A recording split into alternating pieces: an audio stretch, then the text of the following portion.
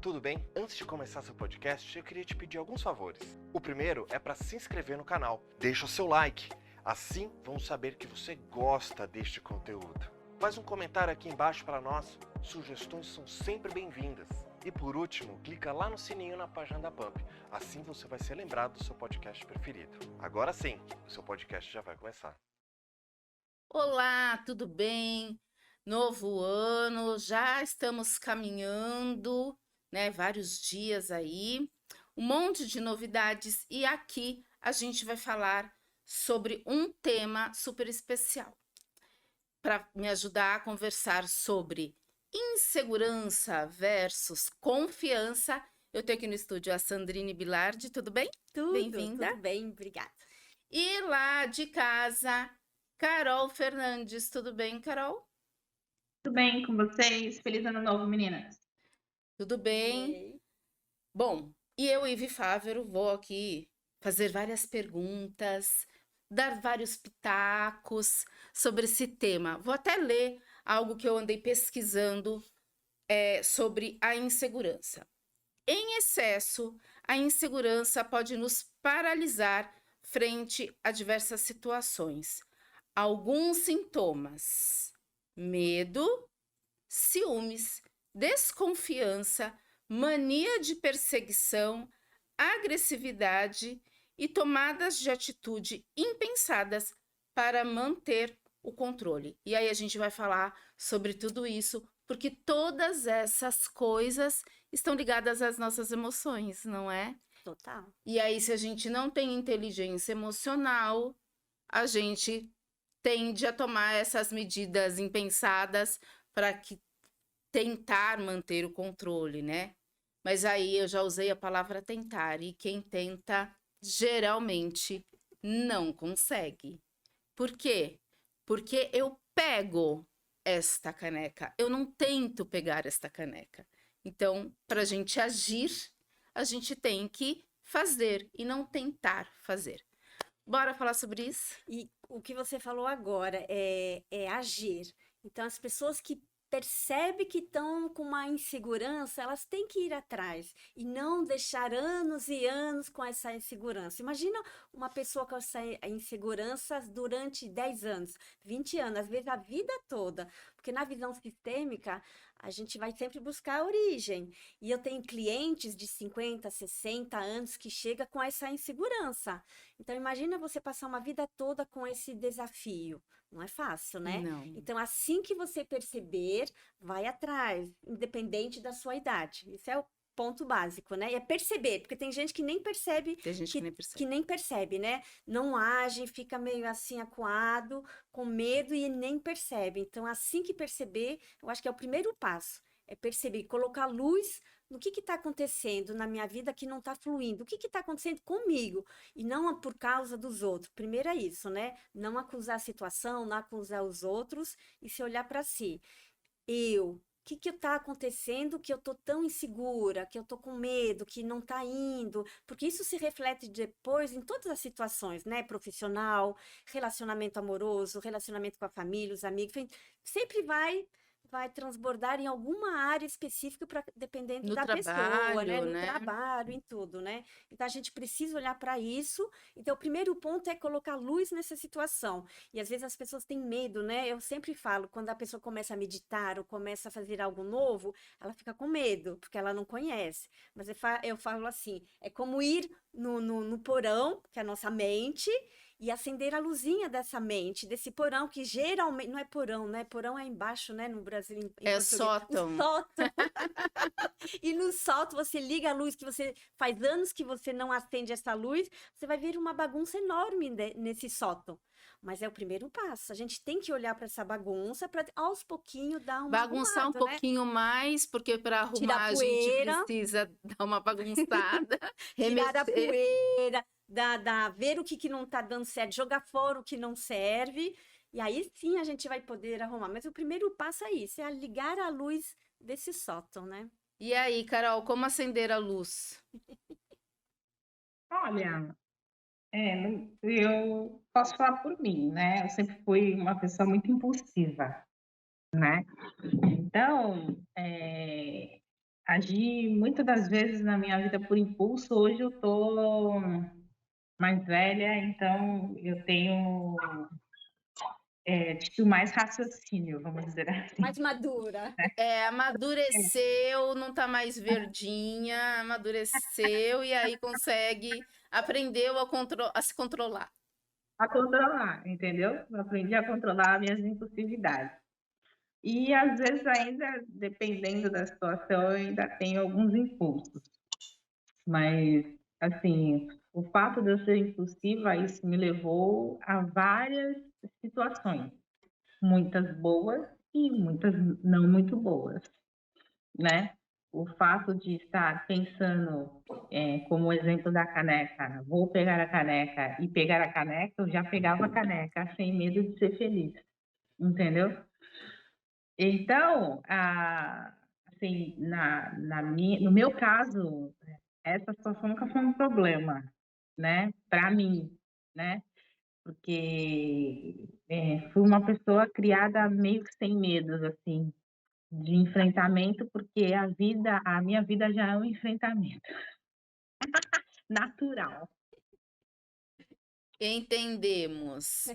E aí, já que você falou isso, né? Você é o ponto fora da curva, porque a maior parte das pessoas, elas são criadas, ou melhor, elas desenvolvem o medo desde muito pequenininhas. Na verdade, quando a gente trabalha com inteligência emocional, a gente entende que todos nós, já ainda no ventre materno, né, sentimos e criamos emoções e também feridas emocionais. Dependendo de como é a gestação e das coisas que a gente escuta ainda no ventre materno, a gente tem essa tendência de criar algumas feridas emocionais, e o medo é uma das coisas que vem desde então. E aí, o que que acontece? A gente vai vivendo a nossa história de vida e alimentando o medo, a raiva, a tristeza, mas também a alegria, o amor, a felicidade e todas as outras emoções. Quando a gente aprende a lidar com elas, a gente consegue ressignificar e deixar de ter medo de algumas coisas. Não posso dizer que é tarefa fácil, porque vai depender das nossas crenças limitantes, de como a gente põe luz e se colocamos luz, como você disse, né, Uhum. Sandrine, Sim. nessas coisas, para que a gente possa seguir em frente. Agora, eu acho que a gente pode dar algumas dicas, né, de como alimentar a confiança para que a insegurança desapareça. A primeira coisa, eu acho que é identificar o que você gosta de fazer. Quando a gente identifica o que gostamos de fazer e alimentamos essa parte, a gente está alimentando a confiança, o amor, a felicidade. Então, eu acho que um dos primeiros passos é isso, olhar para dentro, Uhum. né? Sim. E quando olhamos para dentro, identificamos, eu gosto disso, eu não gosto daquilo, a gente vai deixando de fazer coisas que não gosta e passa a fazer coisas que gostamos. E é engraçado que você falando isso, eu tenho muitas clientes que me chegam quando eu faço essa pergunta, o que você gosta de fazer? O que você faz todos os dias que você gosta? Elas não sabem me responder, não tem mais o hobby, elas cuidam tanto dos outros, da família, dos filhos ou do trabalho, e se esquece de si. Se autoanularam, Se né? autoanularam, e aí quando eu faço essa pergunta, o que você gosta de fazer? Elas ficam mudas, porque elas não se lembram mais do que elas gostam de fazer. Aí eu tenho que fazer todo um trabalho de passado. O que você gostava de fazer quando você era mais jovem? O que você gostava? O que fazia teus olhos brilhar? Aí depois a gente vai resgatando, mas é super importante isso, né? É. Muitas pessoas até esquecem. O que eu gosto de fazer? Porque a gente aprende, né, Carol, que se nós olharmos para quem somos e se fizermos primeiro as coisas para nós e depois para os outros, Uhum. que isso é egoísmo. quando na verdade não é. Isso é autoamor, é autocuidado. Sim.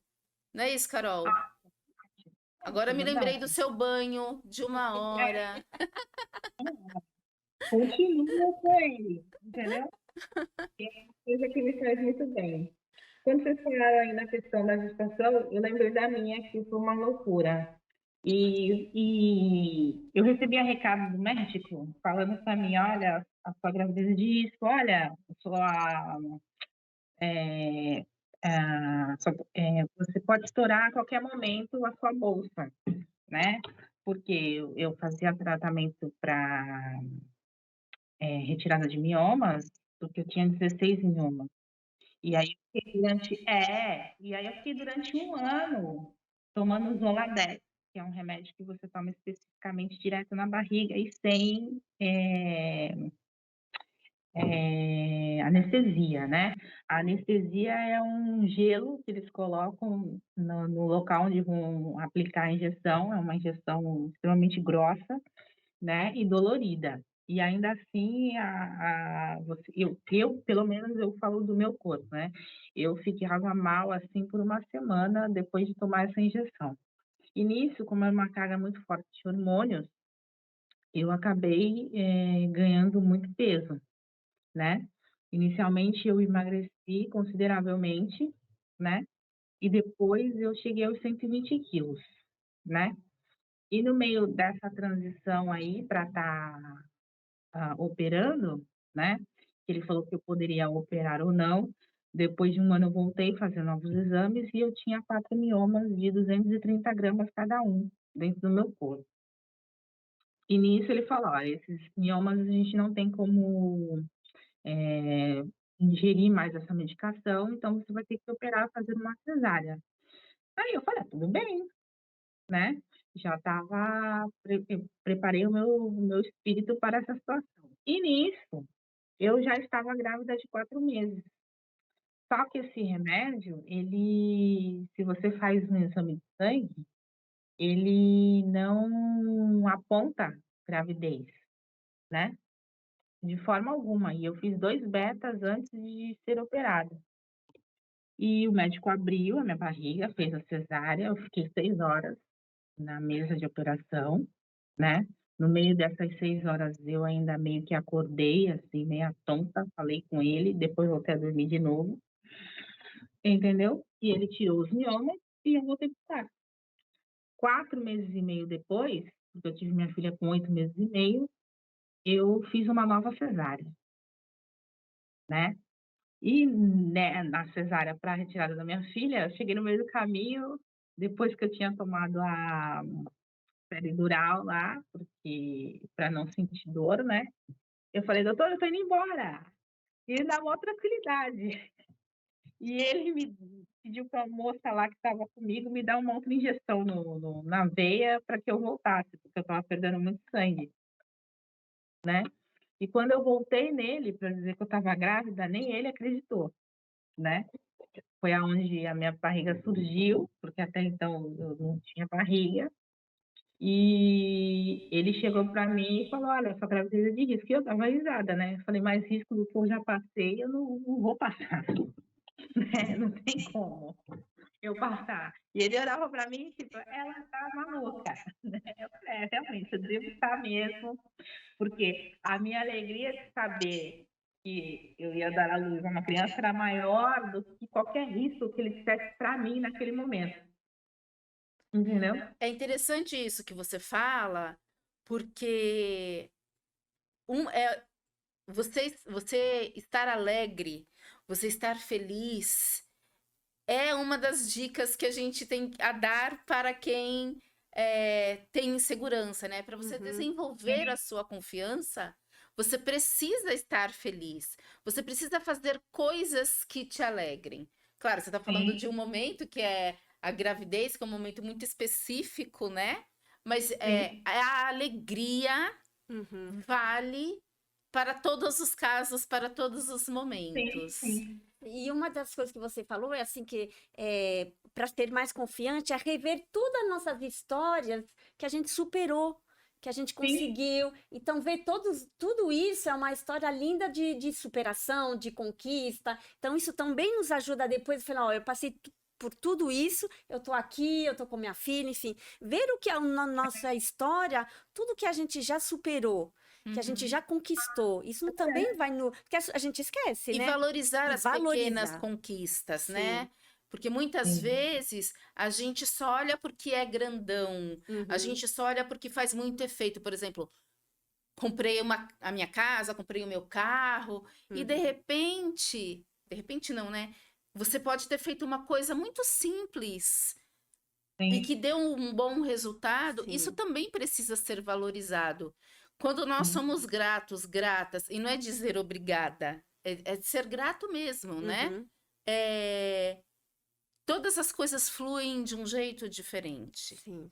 Então, a gratidão, eu acho que também é uma dica, assim, seja grato Sim. todos os dias por suas pequenas conquistas. Sim, toda noite eu falo assim, veja seu dia, reveja seu dia e agradece tudo que você conquistou, conseguiu, porque são as pequenas coisas que são importantes no nosso dia a dia, Exatamente, né? exatamente. E não só na constelação, né, no meio sistêmico, a gente também aprende que tudo o que aconteceu, inclusive as coisas que nós consideramos não tão boas, elas têm uma função na nossa vida, Sim, especialmente no que se refere à aprendizagem, né? Então, a Sim. gente também deve agradecer as adversidades. Parece que é meio maluco a gente falar isso, mas são as adversidades que nos fazem aprender que nos também. faz crescer, que nos faz amadurecer, que nos faz, Rever o nosso sim, e nos posicionamento, tornar, eu acho, pessoas melhores. né? Se a gente não tiver esses Hum, reveses aí, vez ou outra, a gente não evolui. exatamente. E todo mundo tem esses revés, né? Não conheço ninguém que falou, ó, não tenho nenhum problema, desde que eu nasci, tá tudo certo. Eu acho que não, né? Então, Faz parte. e tá tudo certo E tá ter tudo certo, problemas. tá tudo certo, faz parte Quando a mesmo. gente tem um problema e foca na solução, Uhum, a gente consegue ter uma vida melhor, enfim, né? Então, eu acho que a gente pode exato. colocar isso também como uma dica. Encare os problemas de maneira, assim, sem preconceitos e entendendo que os problemas têm a sua função para nós e que se a gente aprende com eles, está tudo bem. Eu acho que é isso. O X da questão é aprender com eles e não passar por eles, cair no buraco e ficar no buraco a vida E ficar toda. procurando culpados, né? Exatamente. Então, a gente pode cair sim, mas depois, né, como a gente fala aqui no Brasil, né, sacode a poeira, Dá volta por dá a volta por cima. cima, levanta e vamos aprender com isso e se tornar outra pessoa, né, outro nível. Aí sim, né? É isso aí. Né? Carol, você tem uma dica matadora aí? Valorize a vida sempre. Eu valorizo muito a minha vida, Exato. né? Porque eu também já fui vítima de adversidade, né? Todo Sim, mundo, eu acho, sim, né? Mas uma prova viva que acompanhou essa foi o Renato, nosso amigo em comum, né? Uhum. Alguns anos atrás, quando eu fui assaltada e eu tomei um tiro no pescoço. Eu tomei um tiro aqui, eu tenho ainda a marca, a bala entrou, passou pela minha C1 e parou do outro lado, e quebrou em duas partes dentro do meu corpo. Eita. Então, eu sou uma sobrevivente, cara. É uma E sobrevivente é mesmo. isso mesmo, valorizar a vida, né? E não, E não se comparar com os outros, né? essa situação fora da curva, fora da caixinha, no meu caso, acontece diante dessas situações, né? Eu sempre fui uma mulher de muita fé, né? E, assim, acredito eu que dentro da fé que eu professo, eu tive o grande livramento, e esse foi um desses, entendeu? Porque mesmo com uma bala no pescoço, eu ainda dirigi, né, até um local para pedir socorro, né, onde eu fui atendida e fui conduzida para um hospital em São Paulo, onde eu fiquei internada e fui depois, no dia seguinte que eu fui operada, né? E estou aqui falando com vocês, eu ando, eu escrevo, e assim, eu não tive nenhuma nenhum dano colateral, né? E fiquei ilesa dessa situação. Então, essa questão da gratidão é gratidão realmente de todos os dias. Uhum. É acordar de manhã e eu olho para o tempo, eu converso com o tempo, agradeço o tempo, o universo, Deus, todos os dias por estar aqui, faço minhas orações para depois começar o dia, Ótimo. né? Então, assim, ser grato pela vida, eu acho que é uma das principais coisas que a gente tem que ter, realmente. Sim, faz Sim. toda a diferença, né? Faz toda a diferença. É. Quando a gente consegue olhar para o que passou, ser Sim. grato, ainda que tenha nos trazido algumas consequências não tão boas, né? Uhum. Mas que a gente consegue passar, a gente consegue sobreviver e consegue ser Sim. feliz. Isso, gente, é fantástico, né? Sim. Porque muitas vezes a gente tende a se colocar no lugar da vítima, a ficar sofrendo com a circunstância, e aí paralisa, né? Sim. A vida parece que não flui. Não flui mais, né? E é por isso que a gente sempre acrescenta, né? Busca ajuda se precisar, porque às vezes sozinho a gente não consegue. Sozinho a sim. gente tem muitos pontos cegos, então a gente tem que pedir ajuda para o profissional que você quiser, terapeuta, enfim, quem vocês confiar, porque é necessário, né? Eu, quando era mais jovem, era muito orgulhosa. E eu achava que eu dava conta de tudo, me deixa comigo.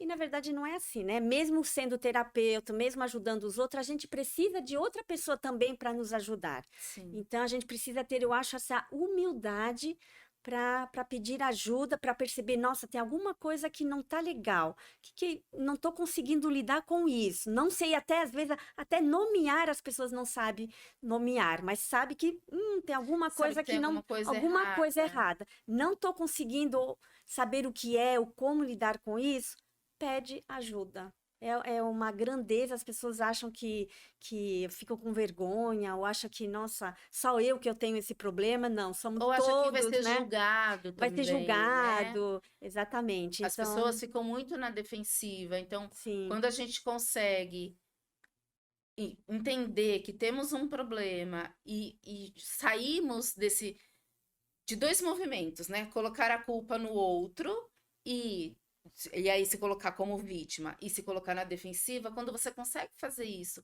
e buscar ajuda, tudo muda na sua vida.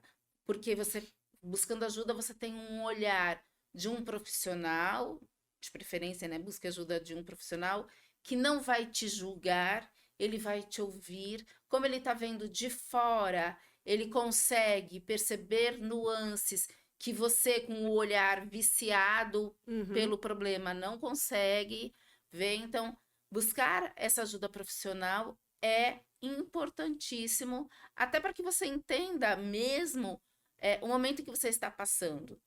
E aí eu falo especialmente para pessoas que têm tendência à depressão, tendência à ansiedade. Muitas vezes a pessoa não fica anos nessa situação e ela não percebe. Precisa acontecer uma coisa muito drástica para que ela leve um chacoalhão da vida e vá procurar essa ajuda, né? Bom, gente, nosso programa está terminando, então tem um minutinho para cada uma fazer as suas considerações em relação a isso. Eu acho que reveja o programa, porque todas as dicas que a gente falou no programa são importantes. E às vezes não dá para. A gente escuta o programa e às vezes a gente esquece uma dica que passou batido. Então, reveja o programa, que todas as dicas que a gente falou, nós três, hoje são importantes. Então, veja de novo. Para mim, foi ótimo. É isso mesmo. Carol. Valorizem a vida, gente. É só isso. Valorizar a vida é super importante, né? De verdade. E você que está nos acompanhando pode e deve comentar aqui no nosso programa, a gente depois rever também. Você pode sugerir pautas e compartilhar com pessoas que você acredita que vão se beneficiar das dicas que a gente dá aqui. Todas as terças e quintas tem um programa novo para você, pensado, né, inteiramente para você, para que você tenha uma vida mais feliz, com mais gratidão, com mais amor. Então é isso. A gente fica por aqui. Até outro dia. Grande beijo. Tchau, tchau.